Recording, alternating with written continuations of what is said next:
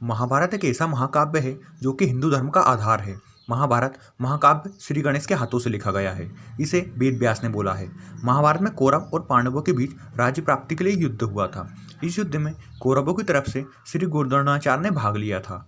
द्रोणाचार्य के पुत्र अश्वत्थामा ने भी कौरवों की तरफ से युद्ध लड़ा था। अश्वत्थामा एक महान योद्धा था।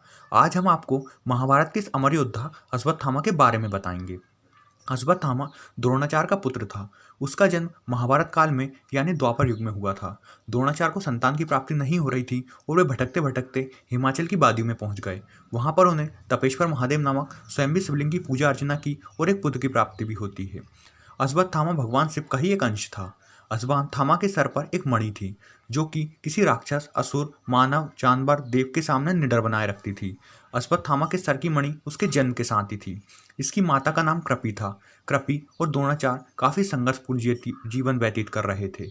अश्वत्थामा को दूध भी पीने के लिए नहीं मिल पाता। जब उनकी गरीबी चरम सीमा पर पहुंच गई थी तब द्रोणाचार्य ने हस्तिनापुर जाने का निर्णय लिया और वहां उन्होंने कौरव और पांडवों को शिक्षा दी। पांडवों और कौरवों के साथ साथ उन्होंने अश्वत्थामा को भी शस्त्र विद्या का ज्ञान दिया था। इसके बाद अश्वत्थामा महाभारत के कई महान योद्धाओं के साथ कौरवों की ओर से युद्ध कर रहा था।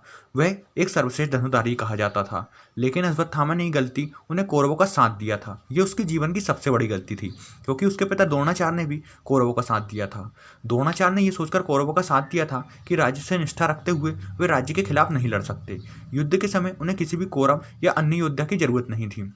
द्रोणाचार्य और अश्वत्थामा एक समय पांडवों की सेना पर भारी पड़ रहे थे। तब भगवान श्री कृष्ण को युक्ति आई। उन्होंने सोचा क्यों न गुरुदेव को बल से नहीं और छल से मारा जाए। इसी के बीच भगवान श्री कृष्ण ने युधिष्ठिर से कहा कि आप गुरु द्रोण से कहिए कि अश्वत्थामा युद्ध में मारा गया, जिससे गुरुदेव शोक में डूबकर अपने हथियार त्याग देंगे। युधिष्ठिर ने कहा कि धर्म की रक्षा के लिए मैं गुरुदेव के खिलाफ छल करने के लिए तैयार हूँ। श्री कृष्ण भीम को एक हाथी को मारने का इशारा करते हैं और उस हाथी का नाम भी अश्वत्थामा था। भीम श्री कृष्ण की युक्ति समझ जाते हैं। उस हाथी को मारकर द्रोण के सामने चले जाते हैं और कहने लगते हैं मैंने अश्वत्थामा को मार दिया। द्रोणाचार्य को भरोसा नहीं होता। उन्होंने अपने सारथी को कहा कि युधिष्ठिर के पास मेरा रथ ले चलो।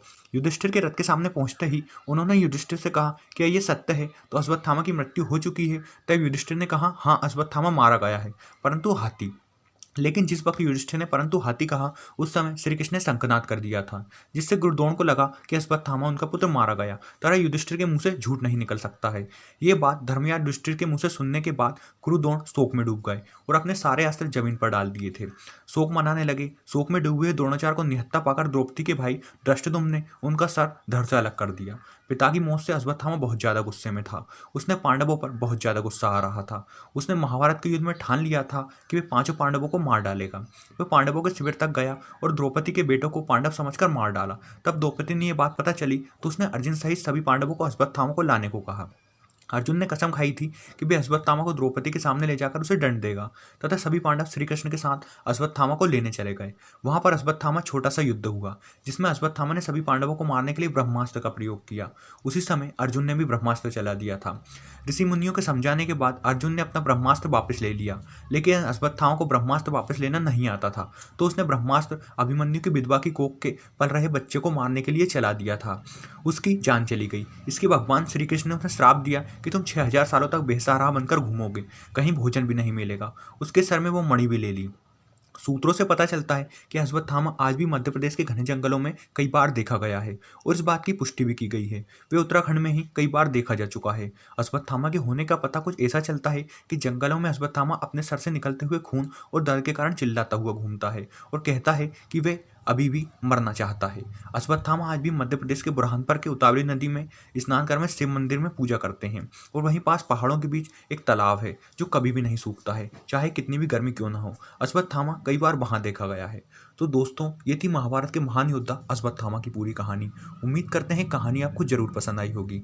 ऐसी और कहानी देखने के लिए हमारे चैनल को जरूर सब्सक्राइब करें। धन्यवाद। जय हिंद, जय भारत।